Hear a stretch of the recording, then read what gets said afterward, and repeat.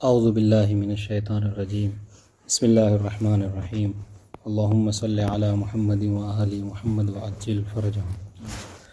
سورۃ الکافرون، ست آیات مکیہ او مدنیہ۔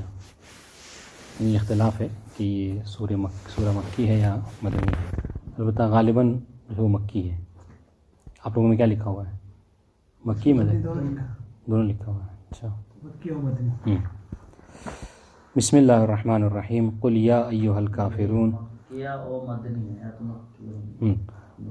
لا اعبد ما تعبدون۔ یعنی اس کا مطلب یہ ہوا کہ مفسرین میں اختلاف ہے، بعض کہتے ہیں مکی سورہ ہے، بعض کہتے ہیں مدنی۔ بہت مشہور و معروف سورہ ہے، اور جو ہم عام طور سے اپنے یہاں مشہور ہے 4 قل، تو ان 4 قل میں سے ایک قل جو ہے وہ یہ بھی ہے، ٹھیک ہے۔ سب سے زیادہ جو مسئلہ ہوتا ہے اس کو عام طور سے یاد کرنے کا، کہ اس میں جو آیتیں جو ہیں وہ دہرائی گئی ہیں، تو یاد ہے اس کو بنا کسی مشکل کے؟ ہاں پڑھیے۔ اعوذ باللہ من الشیطان الرجیم، بسم اللہ الرحمن الرحیم قل یا ایھا الکافرون لا اعبد ما تعبدون ولا انتم عابدون ما اعبد ولا انا اعبد ما عبدتم ولا انتم عابدون ما اعبد لکم دینکم ولی دین۔ جی، اس کا طریقہ یہ ہے کہ کبھی اگر کہیں نماز وغیرہ میں پڑھنا ہو تو اس پہ انگلی وغیرہ پہ اپنے آپ ہاتھ رکھ لیا کیجیے، اور 6 آیات جو ہے انگلی پہ گن لیں تو مشکل نہیں ہوگی، ٹھیک ہے۔ ورنہ کیا ہوتا ہے نا، وہ آخر میں اکثر جو آیتوں کو دہرایا گیا ہے تو اس میں یا تو انسان اضافہ کر دیتا ہے یا کم کر دیتا ہے، ٹھیک ہے۔ تو بہرحال یہ ایک اچھی ٹپس ہے کہ اپنی انگلیوں پہ 6 آیتیں گن لیں، ختم ہو جائیں گی۔ بہت جو ہے وہ مشہور و معروف سورہ ہے، اور اس کی بہت زیادہ عظمت و فضیلت ہے۔ کتاب ثواب الاعمال میں اس کی تلاوت کے ثواب کے متعلق وارد ہوا ہے۔ چھٹے امام فرماتے ہیں من قرأ قل یا ایھا الکافرون وقل ھو اللہ احد فی فریضۃ من الفرائض غفر اللہ لہ ولوالدیہ وما ولد وان کان شقیا محا من دیوان الاشقیاء، ٹھیک ہے۔ وَأَثْبَتَ فِي دِيوَانِ السُّعَدَاءِ وَأَحْيَاهُ اللَّهُ سَعِيدًا وَأَمَاتَهُ شَهِيدًا وَبَعَثَهُ شَهِيدًا۔ واضح؟ ہاں، کتاب ثواب الاعمال میں چھٹے امام ارشاد فرماتے ہیں کہ جو شخص قل یا ایھا الکافرون اور قل ھو اللہ احد، ان 2 سوروں کی تلاوت کرے اپنے واجب نمازوں میں، تو اس کا جو ہے وہ فائدہ کیا ہوگا کہ خداوند عالم اس کے تمام گناہوں کو معاف کر دے گا، ٹھیک ہے۔ اور یہی نہیں کہ فقط اس کے والدین کے بھی تمام گناہوں کو معاف کر دے گا، اور یہی نہیں کہ والدین بلکہ اس کے بچوں کے بھی گناہوں کو معاف کر دے گا۔ یعنی آپ سمجھ لیجئے کہ نسل کی مغفرت جو ہے وہ کا ضامن یہ سورہ ہے، ٹھیک ہے۔ اور وَإِنْ كَانَ مِنَ الْأَشْقِيَاءِ مَحَا مِنْ دِيوَانِ الْأَشْقِيَاءِ، اور اگر یہ سورہ پڑھنے والا بدبخت ترین انسان ہے، بدبخت ہے، ٹھیک ہے، تو خداوند عالم اسے بدبختوں کی فہرست سے محو کر کے، اس کے نام کو ختم کر کے کیا ہے، سعداء اور کامیاب ترین لوگوں کے فہرست میں اس کو ڈال دے گا، ٹھیک ہے۔ وَأَحْيَاهُ اللَّهُ سَعِيدًا، اور خداوند عالم اسے حیات طیبہ عطا کرے گا، یعنی اچھی زندگی عنایت کرے گا۔ وَأَمَاتَهُ شَهِيدًا وَبَعَثَهُ شَهِيدًا، اور اچھی زندگی بھی عطا ہوگی، ٹھیک ہے، اور اچھی موت بھی، شہادت کی موت سے اچھی موت کیا ہو سکتی ہے نا، اور شہادت کی موت جو ہے وہ اس کو خداوند عالم عطا فرمائے گا۔ وَبَعَثَهُ شَهِيدًا، اور قیامت کے دن جب اسے مبعوث کرے گا تو بھی وہ شہید ہی ہوگا۔ بات واضح انشاءاللہ۔ تو یہ بہت عظمت ہے، انسان یعنی اب سمجھ لیجیے کہ پوری زندگی کی کامیابی کا یہ سورہ ضامن ہے۔ اگر انسان اس کو اپنے ذہن میں رکھتے ہوئے پڑھتے رہے، اور خاص طور سے اسی نیت سے، تو بہت اچھا رہے گا، ٹھیک ہے۔ زندگی بھی کامیاب اور آخرت بھی کامیاب ہے۔ اس طریقے سے کتاب مجموع البیان میں ہے من قرأ قل یا ایھا الکافرون کأنما قرأ ربع القرآن، ٹھیک ہے، کہ جو شخص قل یا ایھا الکافرون کی تلاوت کرے گویا کہ اس نے ربع قرآن کی تلاوت کی ہے، ٹھیک ہے، 1/4 حصہ اس نے پڑھ لیا۔ وَتَبَاعَدَتْ عَنْهُ مَرَدَّةِ الشَّيَاطِينِ، اور خداوند عالم اس سے جو شیطانی وسوسے ہیں، ٹھیک ہے، ان سب کو جو ہے کیا ہے، دور کر دے گا، یعنی شیطان کی گرفت سے یہ شخص آزاد ہو جائے گا۔ وَبَرِئَ مِنَ الشِّرْكِ وَيُعَافِ مِنَ الْفَزَعِ الْأَكْبَرِ، اور ایسا شخص اس سورہ کی تلاوت کرنے والا شرک سے بری رہے گا، اور قیامت کے دن فزع اکبر یعنی قیامت کو کہا گیا ہے، اور قیامت میں بھی جو ہے وہ کیا ہے، معاف، ایسا شخص جو کیا ہے امن و امان میں رہے گا، بات انشاءاللہ۔ تو بہت یعنی بافضیلہ سورہ، اس طریقے سے اس کی انشاءاللہ کہ آئے گی یہ بات کہ اس کی تاکید جو ہے وہ سونے کے وقت میں بہت کی گئی ہے. جب انسان سونے جا رہا ہو تو سب سے آخر میں یہی کام کرے کہ اس سورے کی تلاوت کرے اور کسی بھی کروٹ جو ہے وہ سو جائے. تو ایسا شخص جو کیا ہے یعنی شرک سے بری رہے گا. بات ان شاء اللہ. تو یہ سورے کی تلاوت کا ثواب ہے. جہاں تک اس کے ترجمے کی بات ہے تو یہ تو انشاءاللہ کہ بہت آسان ہے، آپ لوگوں کے ذہنوں میں ہے موجود. ارشاد ہے قل یا ایھا الکافرون، ٹھیک ہے، اے پیغمبر آپ کہہ دیجئے، ٹھیک ہے، ان کافروں سے کہ اے کافروں. اچھا مخاطب کر کے کیوں؟ القائلون یا محمد تعبد آلہتنا سنا ونعبد الہک سنا. اس سورے کو پڑھنے سے پہلے اس کا پس منظر سمجھیے. اس کا پس منظر کیا ہے کہ یہ اس لیے کریں کہ مطلب ترجیح ہے کہ یہ سورہ مکی ہے، چونکہ جب پیغمبر اسلام نے لوگوں کو توحید کی طرف دعوت دینا شروع کی اور انہوں نے بہت زیادہ ہر طرح سے مقابلہ کیا، تو آخر کار تھک ہار کر پیغمبر اسلام کے پاس جو ہے کیا ہے ایک پیشکش لے کر آئے، ایک معاہدہ کر لیتے ہیں. وہ کیا؟ وہ یہ کہ ایسا کریں کہ 1 سال جو ہے وہ آپ ہمارے خداؤں کی پرستش کیجئے اور 1 سال جو ہے وہ آپ جس خدا کے بارے میں کہہ رہے ہیں ہم ان کی پرستش کرتے ہیں. ٹھیک ہے، یہ کفار قریش جو ہے کیا ہے یہ پیشکش لے کر پیغمبر کی خدمت میں آئے. اور اچھا دلیل بھی بڑی مطلب زبردست دینے لگے. کہا کہ ایسا ہوگا، آپ کہتے ہیں کہ ہمارا خدا حق ہے، ہم کہتے ہیں ہمارا خدا حق ہے، تو اگر ایسا ہوگا کہ 1 سال جو ہے وہ دونوں خداؤں کی عبادت ہوگی تو کل چل کے جو حق ہوگا اس کی تو ہر حال میں نہیں ہوا کہ احتیاط پر عمل کر سمجھ رہے ہیں. ہاں، تو ہر حال میں اس کی پیروی ہو جائے گی. تو ایسا کیجئے کہ 1 سال ہمارے خداؤں کی عبادت کر لیجئے اور ہم 1 سال جو ہے وہ آپ کے خداؤں کی عبادت کر لیں گے. تو اسی کے جواب میں یہ سورہ نازل ہوا. ٹھیک ہے، ابھی پس منظر ہے تو بہت آسانی سے بات سمجھ آ جائے گی. سنیے قل یا ایھا الکافرون، اے پیغمبر کہہ دیجیے کہ اے کافروں. ٹھیک ہے، جو کہ یہ کیا کہتے تھے؟ یہ القائلون، جو کہ یہ کہا کرتے تھے پیغمبر سے، یہ پیشکش لے کر آئے تھے، یا محمد صلی اللہ علیہ وآلہ وسلم تعبدوا آلہتنا سنا ونعبد الہک سنا، کہ ایسا کیجئے کہ 1 سال جو ہے وہ آپ ہمارے خداؤں کی عبادت کیجئے اور ہم جو ہے وہ 1 سال آپ کے خدا کی عبادت کریں گے. ٹھیک ہے. اچھا کیا کہہ دیجئے کہ لا اعبد ما تعبدون، ٹھیک، کہ میں ان خداؤں کی عبادت نہیں کر سکتا، نہیں کروں گا کہ جن کی تم عبادت کرتے ہو، جن کو تم پوجتے ہو. ٹھیک ہے، لا اعبد فی المستقبل. ٹھیک ہے، تو میں تو ابھی تو خیر کرتا ہی نہیں ہوں اور مستقبل میں بھی کبھی ایسا نہیں ہو سکتا. ٹھیک ہے، ما تعبدون من الاصنام، جن پتھروں کی تم کیا کرتے ہو؟ پرستش کرتے ہو. ٹھیک، ولا انتم عابدون فی المستقبل ما اعبد معبودی. ٹھیک ہے، اور نہیں تم جو ہے ایسے خدا کی عبادت کرنے والے ہو کہ جس کی میں عبادت کرتا ہوں. ٹھیک ہے، اور نہ تم مستقبل میں. اب یہاں پہ یہ جو بار بار کلمہ مستقبل آ رہا ہے یہ اس لیے کہ 2 مرتبہ تکرار کی گئی اس آیہ کریمہ کی، تو کہا جائے گا کہ پہلی جو 2 ہیں اس سے مستقبل مراد ہے اور آخر کے جو 2 ہے اس سے حال مراد ہے. دیکھیے گا ابھی. ٹھیک ہے، ولا انتم عابدون فی المستقبل، اور نہ ہی تم جو ہے مستقبل میں ایسے خدا کی عبادت کرنے والے ہو. ٹھیک ہے، ما اعبدو، جس کی میں عبادت کرتا ہوں، یعنی میرے خدا کی معبودی. اور وہ کون ہے؟ وہ ذات پروردگار عالم ہے، وہو اللہ وحدہ تعالی. بات واضح انشاءاللہ. جی. وَأَتَى بِمَا دُونَ مَنْ لِقَصْدِ الصِّفَةِ. اللہم صلی علی محمد وعلی محمد. ٹھیک ہے. اب یہاں پہ ایک جواب دے رہے ہیں کہ بھائی ماں جو ہے وہ غیر ذی عقل کے لیے استعمال ہوتا ہے، اور پیغمبر نے، ٹھیک ہے، یا خدا نے اس آیت میں پروردگار عالم کے لیے ماں کا لفظ کیوں استعمال کیا؟ ماں عابد. ٹھیک ہے، لا عابد ان کے لیے تو ٹھیک ہے، وہ پتھر کی پوجا کرتے ہیں، لیکن خدا کے لیے من کہتے ہے نا. ہاں، وَأَتَى بِمَا، تو اس میں ماں عابد میں کو ماں کا استعمال اس لیے کیا گیا ہے کہ دون من نہیں کہا گیا، لقصد الصفہ. یہاں پر کیا ہے؟ مراد صفت ہے، ذات پروردگار مراد یہاں پر نہیں ہے. گویا کہ کأنہ قیل، گویا کہ یہ کہا کہ لا اعبد الباطل ولا تعبدون الحق. ٹھیک ہے، کہ نہ تم حق کی عبادت کرو گے اور نہ میں جو ہوں وہ باطل کی پرستش کروں گا. بتا دیں انشاءاللہ. اور الاتباق، یا پھر یہ بھی ہو سکتا ہے کہ مطابقت کے لیے، کیونکہ ان کے لیے کہا گیا ان کے لیے کہا گیا تھا لا اعبد ما تعبدون. ٹھیک ہے، تو اپنے لیے کہا گیا کہ ولا انتم عابدون ما اعبد. بات انشاءاللہ. ٹھیک ہے، ہاں، ما تعبدون ما اعبد. بات انشاءاللہ. بات واضح ہوئی؟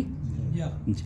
تو یہ اتباق یعنی مطابقت کے لیے ہوتا ہے عام طور سے، یعنی یہ سجا کو کہہ لیجئے کہ وہ خیر مد نظر رکھتے ہوئے. ولا انا عابد فی الحال ما عبدتم، ٹھیک ہے، اور نہ ہی میں تمہارے معبودوں کی پوجا کرنے والا ہوں. یہاں پر کہا گیا، یہاں پر کہا کہ یہ حال مراد ہے یہاں پر، ٹھیک ہے. اور یہ جو حال اور مستقبل کی بات ہے نا، میں نے آپ کو عرض کیا کہ ان کی باتیں جو ہیں کیا ہیں، یہ ہیں بہت مختصر، مگر سب جو ہے روایت کے پس منظر میں ہے. تو یہ آپ کو خوب اس وقت سمجھ میں آتی ہے کہ اس کا فائدہ جو ہم لوگ کو ہوتا ہے کہ ہم جب روایت بھی پڑھتے ہیں تو اس سے سمجھ میں آتا ہے کہ یہ گرچہ ایک جملہ ایک لفظ بول رہے ہیں حال، ادھر بول دیا مستقبل، لیکن جب روایت اٹھا کر دیکھیں گا تو یہ روایت میں وارد ہوا ہے. جب امام سے پوچھا گیا کہ خدا بند عالم کو کیا اس بات کی ضرورت پڑی، انشاءاللہ روایت پڑھیں گے کہ ایک ہی بات کو جو ہے وہ دو بار جو ہے اللہ نے تکرار کی، تو امام نے یہ جواب دیا تھا. بتا دوں انشاءاللہ. جی. ولا انا عابد فی الحال ما عبدتم، ٹھیک ہے، اور نہ ہی میں عبادت کرنے والا ہوں اس وقت حالیہ، ٹھیک ہے، جس کو تم پوچھتے ہو. ولا انتم عابدون فی الحال، ٹھیک ہے، ما اعبد. واضح انشاءاللہ. جی. وقیل الاولان للحال والاخیر للاستقبال. اب کوئی ایک قول یہ بھی ہے کہ اس میں کیا مطلب خصوصیت ہے کہ آپ اوپر کے دو کو جو مستقبل کہہ رہے ہیں اور بعد والے کو حال کہہ رہے ہیں، ہم الٹ دیتے ہیں، ٹھیک ہے. شروع کے جو دو ہیں ان سے مراد حالیہ ہے، حال مراد زمن حال، اور آخر والے کی دو سے اس سے مراد جو کیا ہے مستقبل ہے. تو یہ بھی ایک قول موجود ہے. لکم دینکم ولی دین، ٹھیک ہے، تمہارے لیے تمہارا دین ہے اور میرے لیے میرا دین ہے. واضح انشاءاللہ. یہ جو انہوں نے مستقبل اس سے یہ مطلب انسان مشتبہ ہو سکتا ہے کہ یعنی ماضی میں عبادت کیا کرتے تھے، کیا حال نہیں اشتباہ ہو سکتا ہے. نہیں ایسی بات نہیں ہوتی. مستقبل اور حال کا تو انکار، لیکن ماضی کا انکار مطلب نہیں کیا.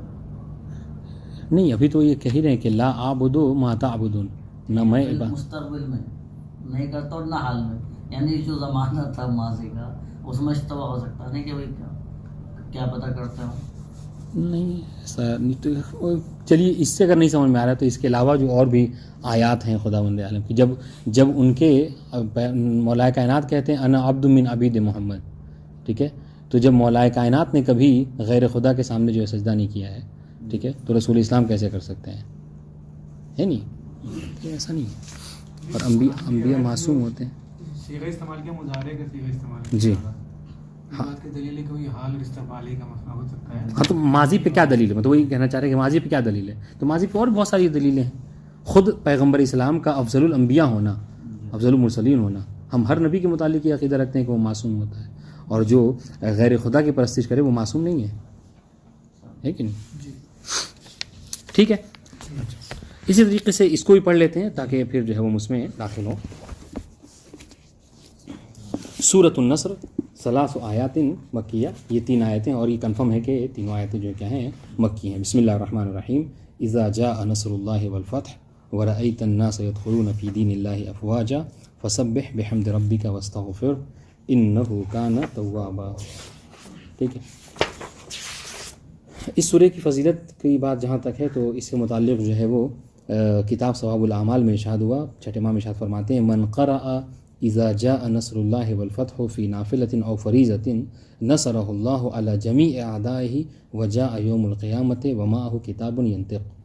ٹھیک ہے، کہ جو شخص اس سورہ کی تلاوت کرے، ٹھیک ہے، سورہ نصر کی، اپنے واجب نماز میں یا مستحب نماز میں، تو خدا بند عالم اس کی نصرت فرمائے گا، جس طریقے سے پیغمبر اسلام کی نصرت فرمائی کافروں کفار کے مقابل میں. اس طریقے سے اس شخص اس سورہ کی تلاوت کرنے والے کی خدا بند عالم جو کیا نصرت کرے گا، مدد کرے گا اس کے تمام دشمنوں کے اگینسٹ، ٹھیک ہے، اس کے دشمنوں کے مقابلے میں.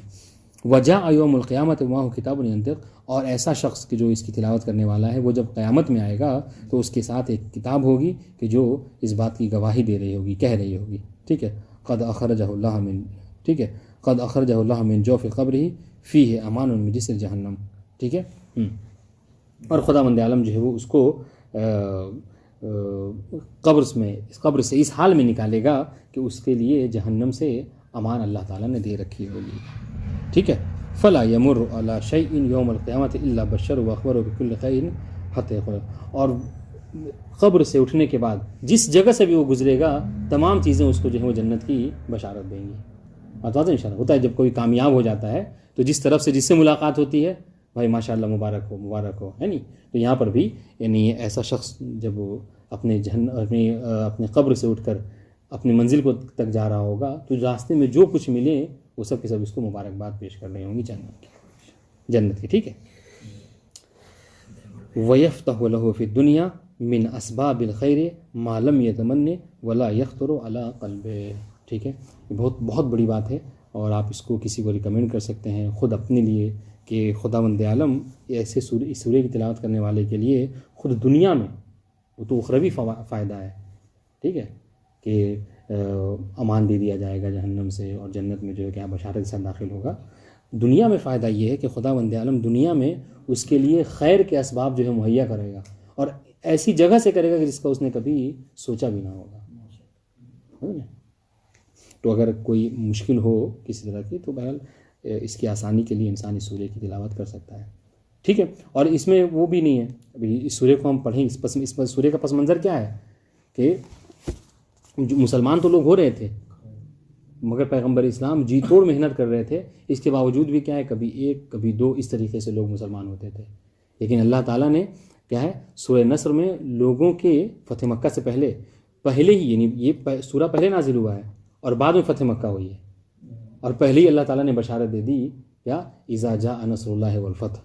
ٹھیک ہے. کیا کہا وَرَأَيْتَ النَّاسَ يَدْخُلُونَ فِي دِينِ اللَّهِ أَفْوَاجًا کہ آپ دیکھیں گے کہ لوگ فوج در فوج جو کیا ہے دین خدا میں داخل ہوں گے. تو یہ بھی داخل نہیں ہوئی یہ غیب ہے بلکہ قرآن مجید کے حق ہونے کے اوپر جہاں بہت ساری آیتیں اور بہت سی چیزیں دلالت کرتی ہیں ان سے دلیل پیش کی گئی ہے اس میں اس سورے کو بھی پیش کیا گیا ہے کہ قرآن مجید نے واقعی غیب کی جو خبر دی ہے وہ متحقق ہو کے رہی ہے. اس کی سب سے سادہ مثال آپ کسی کو سمجھانے کے لیے کہہ سکتے ہیں کہ یہ سورہ پہلے نازل ہوا ہے اور اس نے خبر دی اور بعد میں ایسا ہوا کہ لوگ فوج در فوج پورا قبیلہ آیا اور مسلمان ہو گیا. بات واضح. تو یہ اس قرآن مجید کی حقانیت پہ بھی بہت بڑی دلیل ہے یہ سورہ. ٹھیک ہے. تو اگر کوئی مشکل ہو کہیں کام نہ مشکل ہو رہا ہو تو اس سورے کی انسان تلاوت کر سکتا ہے. اس طریقے سے کتاب مجموع البیان میں ہے بہت بڑی بات ہے. فرمایا کہ من قرأها فكأنما شهد مع رسول اللہ صلی اللہ علیہ وآلہ فتح مکہ. ٹھیک ہے کہ جو شخص کی تلاوت کرے گا گویا کہ وہ فتح مکہ کے وقت پیغمبر اسلام کے ساتھ تھا اس نے وہ بھی اس میں شریک تھا. واضح انشاءاللہ. تو یہ سورہ کی تلاوت کا ثواب ہے. جہاں تک اس کا معنی ہے وہ بھی واضح ہے. فرمایا اذا جاء نصر اللہ والفتح کہ جب اللہ تعالیٰ کی نصرت آئے. ٹھیک ہے.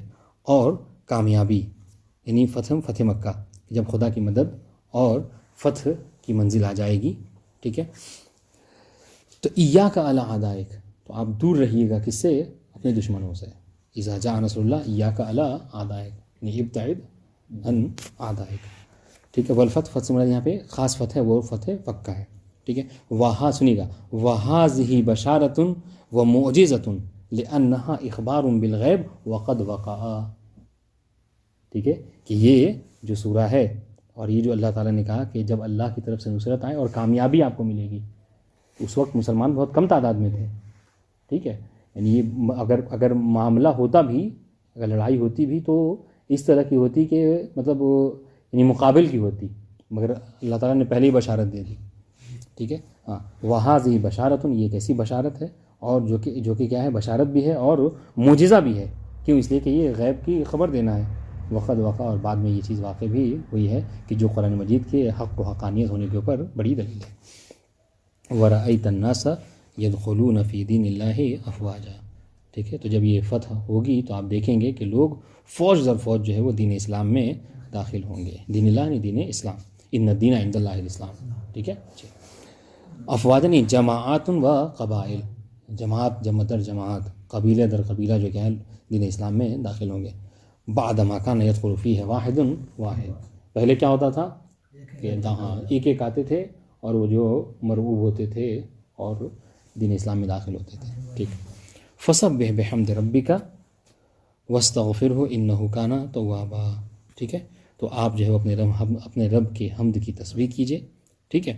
اور استغفار کرتے رہیے کہ وہ بہت زیادہ توبہ کو قبول کرنے والا ہے. ٹھیک ہے. فسبح بحمد ربک یعنی نزہ. یہ تسبیح کا مطلب کیا ہے؟ نزہ اللہ اما لا یلیق بہ. ٹھیک ہے. اپنے پروردگار عالم کو منزہ کیجیے ان چیزوں سے کہ جو اس کے لیے اس کے لائق نہیں ہے. ٹھیک ہے، اس کے لیے مناسب نہیں ہے. بحمدہ اللہ نعمہ، ٹھیک ہے، کہ اس کی نعمتوں پر انسان حمد کرے. واستغفرہ انقطاعا الیہ، اور استغفار کریں، ٹھیک ہے، ہر چیز سے منقطع ہو کر. نزہ، نزہ اللہ، یہ فعل امر ہے، ٹھیک ہے، کہ آپ منزہ کیجئے اللہ کو. واضح انشاءاللہ. جی اسی تو کہہ رہا ہوں، نزہ، نزہ فعل امر، نزہ اللہ، یعنی اللہ تعالیٰ کو منزہ کیجئے. وہ کہتے ہیں نا سبحان ربی العلی و بحمدہ، یہی بات. او لخلاف الاولی، یا پھر یہ کہ استغفار جو کیا ہے حمد کے برخلاف ہے. واضح انشاءاللہ. جی. او للمومنین، یا پھر یہ کہ یہ مومنین کے لیے ہے، ٹھیک ہے، یعنی استغفار پیغمبر آپ نہ کیجئے، ٹھیک ہے، یہ مطلب ہوتا ہے ایاک آنی واسمع یا جاری، یہ مومنین کے لیے پیغام ہے کہ وہ استغفار کریں خداوند عالم کی بارگاہ میں. انہ کان توابا، بے شک کہ پروردگار عالم استغفار کرنے والوں کی توبہ کو کیا کرتا ہے، قبول کرتا ہے. بات واضح انشاءاللہ. او لخلاف الاولی او للمومنین، یعنی یہ جو استغفار کہا گیا کہ پہلے تو یہ دیکھیے فسبح بحمد ربک، اپنے رب کی حمد کی تسبیح کیجیے، ٹھیک ہے، ایک بات ہے.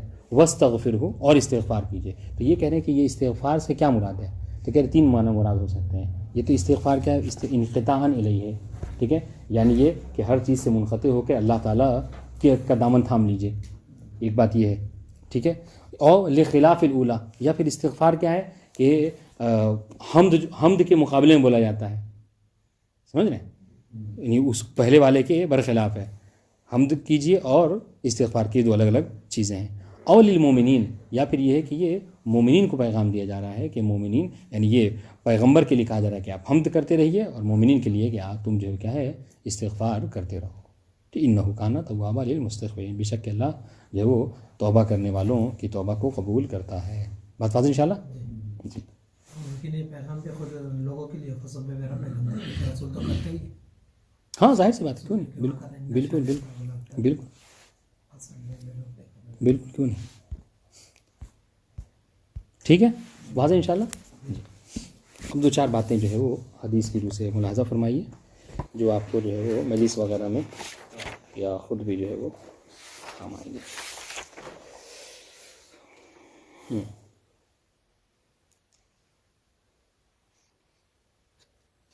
جی. میں نے کہا تھا کہ یہ اس کے یعنی سونے وقت کے وقت جو ہے اس کی تاکید کی گئی ہے، کس سورہ کی؟ ہاں، سورہ کافرون کی. جی. تو ایک شخص ہے فروہ بن نوفل الاشجعی، یہ جو ہے وہ پیغمبر اسلام کے خدمت میں آئے. فقال جئت یا رسول اللہ لتعلمنی شیئا اقولہ عند منامی، یا رسول اللہ میں آپ کی خدمت میں اس لیے آیا ہوں تاکہ آپ سے کوئی ایسی چیز سیکھوں کہ جو میں سوتے وقت پڑھ سکوں. ٹھیک ہے، ہوتا ہے، دیکھا ہوگا آپ نے کہ سونے کے بعد عام طور سے بچے ہیں یا جوان بھی ہیں کیا بہت مطلب وہ کوئی ڈرتا ہے خواب میں، کوئی کچھ بولتا ہے، کوئی مطلب عجیب سی حرکتیں کرتے ہیں. ٹھیک ہے. ہاں، تو میں آیا ہوں اس لیے تاکہ سونے کے بعد جو میرے مرحلے ہیں وہ اچھے نہیں ہوتے، اس ایسی کچھ بات بتائیے کہ جو میرے سونے کے بعد فائدہ مند ہو. قال اذا اخذت مضجعک فقرا، پیغمبر نے فرمایا کہ جب تم لیٹ جاؤ، جب کہیں جب سونے کے لیے جاؤ لیٹو تو اس وقت کہو قل یا ایھا الکافرون، یعنی اس سورہ کی تلاوت کرو. ثم نم علی خاتمتها فانها براءۃ من الشرک، پھر جب یہ سورہ ختم ہو جائے تو اس کے بعد جو کیا ہے سو جاؤ، اس لیے کہ یہ سورہ گویا کہ براءت ہے شرک سے. بتا دیں انشاءاللہ. جی.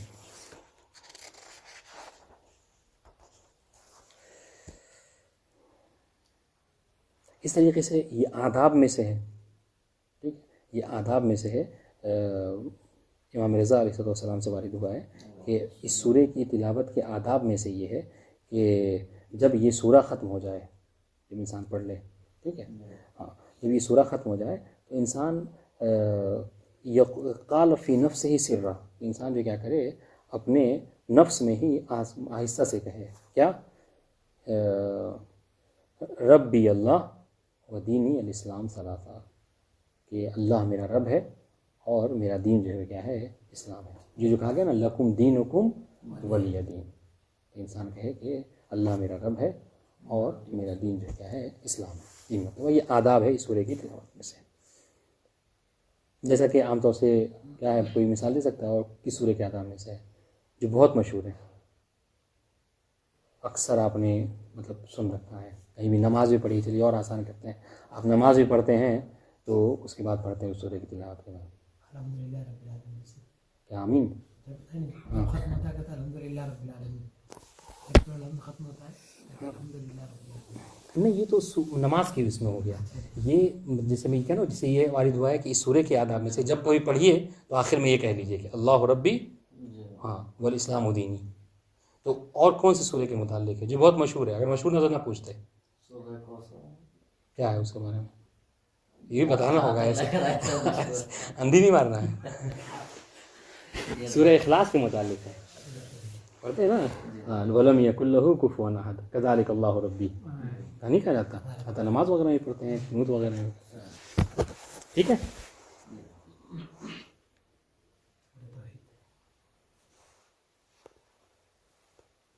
جی اب دیکھیے اس سورہ کی اہمیت، یہ تو تمام سوروں کی اہمیت ہے، مگر کچھ سوروں کی خاص اہمیت ہے، ان میں سے یہ سورہ ہے۔ جیسے آپ دیکھیے گا، ایسا نہیں ہے کہ ہر سورہ قابل اہمیت ہے، مگر اس کی خاص جو ہے کیا ہے، اہمیت اللہ کے نزدیک ہے۔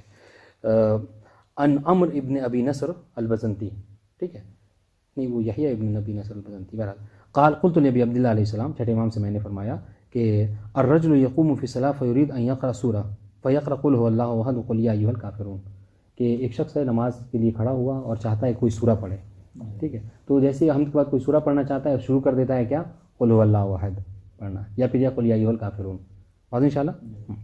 تو اب یہاں پہ سوال ختم ہو گیا، لیکن گویا کہ سوال کرنے والا کا مکمل جو ہم آپ کو اردو میں سمجھا تو وہ یہ گویا یہ سوال کرنا چاہ رہا ہے کہ مولانا کبھی کبھی ایسا ہوتا ہے کہ ہم چاہتے ہیں کوئی اور سورہ پڑھنا، کیونکہ قل واللہ احد کی طاقت ہم تو سب ہوتا ہے، قل واللہ احد کی طاقت کی گئی دوسرے سورے میں، پہلے سورے میں ہم چاہتے ہیں کوئی اور سورہ پڑھیں مگر پڑھ دیتے ہیں کیا، ہم کے بعد توجہ نہیں ہوتی تو قل واللہ احد شروع کر دیتے ہیں، ٹھیک ہے، یا قل یا ایھا الکافرون شروع کر دیتے ہیں، تو ایسے میں کیا کریں؟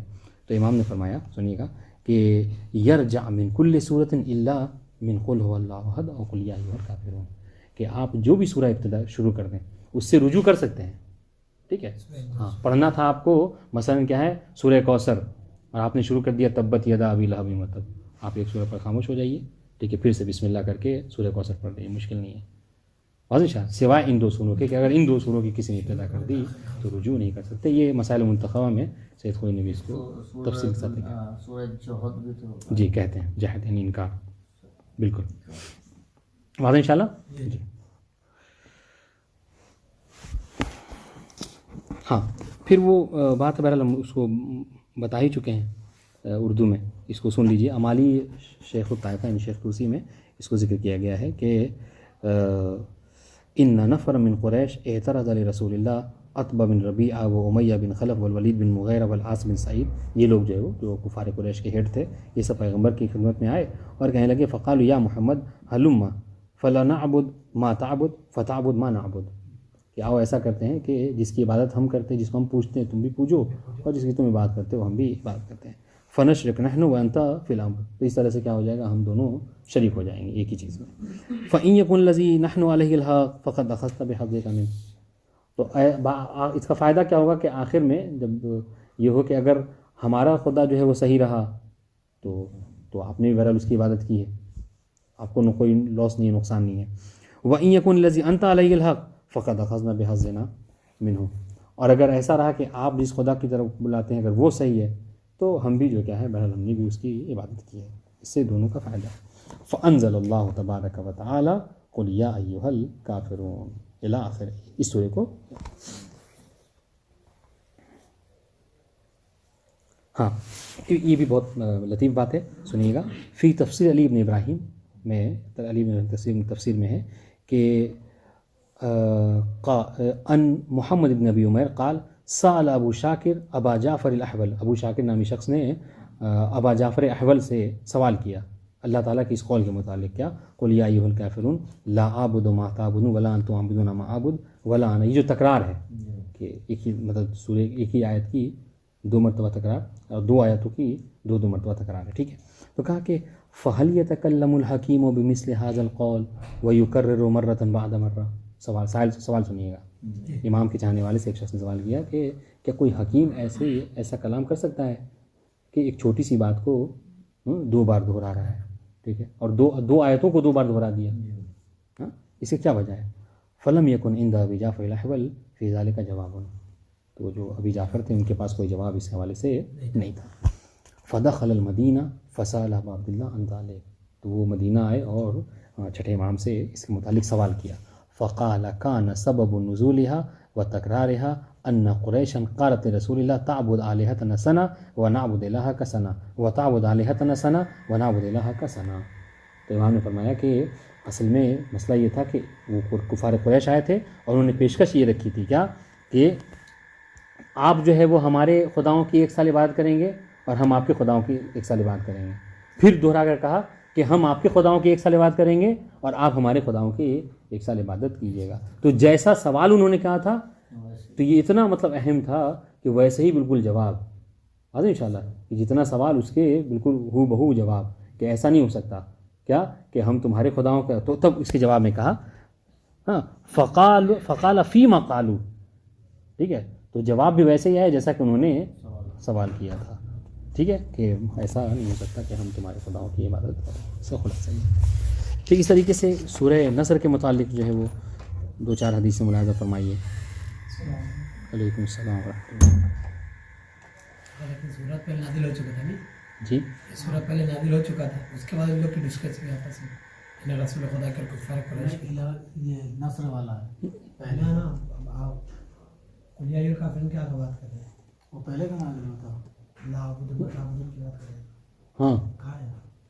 یہ سورہ پہلے نازل ہونے کے بعد وہ لیلا فکم نصر والا ہے جان رسول اللہ. ابھی یہ آگے نے کہا ہے کہ جو لا عبد و تعبد والا جو آیا ہے دوبارہ، تو سورہ تو پہلے نازل ہوا ہے، بعد میں ان لوگوں کی ڈسکس ہوئی. نہیں پہلے ان لوگوں نے آ کے پیشکش رکھی تھی ہاں کہ ایسا کیجیے گا. ایسا دیکھیے 4 کیسے ہوا. آپ 1 سال ہمارے خدا کی بات کریں گے، ہم 1 سال آپ کے خدا کی، ٹھیک ہے. پھر کیا کہا کہ 1 سال ہم آپ کے خدا کی بات کریں گے اور 1 سال آپ ہمارے خدا کی. تو 4 ہو گیا. تو اسی کو 4 کو رد کیا. تو ویسے ہی جواب بھی ہوا. ہاں امالی شیخ طائفہ یعنی شیخ توسی میں ہے. قال نزلت علی النبی صلی اللہ علیہ وآلہ اذا جاء نصر اللہ، پیغمبر پہ یہ سورہ نازل ہوا. قال تو نبی نے فرمایا یا علی لقد جاء نصر اللہ والفتح. ٹھیک نبی نے مولا کائنات سے کہا. قال یا علی ان اللہ قد كتب للمؤمنین الجہاد فی الفتنۃ من بعدی. اس کا پیغمبر نے فرمایا کہ اے علی اللہ نے میرے بعد مومنین کے اوپر جو ہے وہ فتنہ سے جہاد رکھا ہے کہ فتنے کے مقابلے میں وہ جہاد کریں.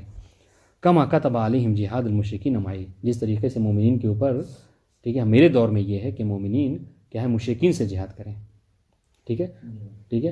تو میرے بعد مومنین پہ جہاد ہے لیکن میری زندگی میں شرک کے مقابلے میں جہاد ہے، اور میرے بعد جو کیا ہے فتنے کے مقابلے میں جہاد ہے مومنین پہ. ٹھیک. فقلت یا رسول اللہ وما الفتنۃ التی کتب علینا فیہا الجہاد. مولا کائنات نے پلٹ کر سوال کیا کہ یا رسول اللہ وہ کیا فتنہ ہے کہ جس کے مقابلے میں ہم مومنین کے اوپر جہاد کو واجب قرار دیا گیا ہے. قال فتنۃ قومی یشہدون ان لا الہ الا اللہ وانی رسول اللہ وہم مخالفون لسنتی وطاعنون فی دینی. اے علی اس فتنے سے مراد ان لوگوں کا فتنہ ہے کہ جو اللہ کی وحدانیت اور میری رسالت کی تو گواہی دیں گے، ٹھیک ہے، مگر وہ کیا ہے وہ میری سنت کی مخالفت کر رہے ہوں گے. ٹھیک ہے. وطاعنون فی دینی، اور میرے دین کو جو کیا ہے برا بھلا کہہ رہے ہوں گے. ٹھیک ہے. ہاں فقلت فعلی ما نقاتلہم یا رسول اللہ وہم یشہدون ان لا الہ الا اللہ وانک رسول اللہ. تو مولا کائنات بول کہ یا رسول اللہ پھر میں ان سے جہاد کس بات پہ کروں گا کہ وہ تو اللہ کی توحید وحدانیت کی بھی گواہی دے رہے ہیں، آپ کی رسالت کو بھی مان رہے ہیں. تو پیغمبر نے فرمایا فقال الا احداثہم فی دینی، اس بات پر کہ جو انہوں نے بدعتیں میرے دین میں ایجاد کی ہیں. ٹھیک ہے. کسی نے کیا ہے یعنی وہ الصلاۃ خیر من النوم، کسی نے جو کیا ہے تراویح، یہ ساری چیزیں. وفراقہم لامری، اور اس بات پر جہاد کرنا کہ انہوں نے میرے امر کی مخالفت کی ہے، اس سے جدا ہوئے ہیں. ٹھیک ہے. واستحلالہم دماء اطرتی، اور میرے اہل بیت کے خون کو جو انہوں نے حلال، ٹھیک ہے، مباح قرار دے رکھا ہے. ٹھیک ہے. اس بنا پر ان پر جہاد.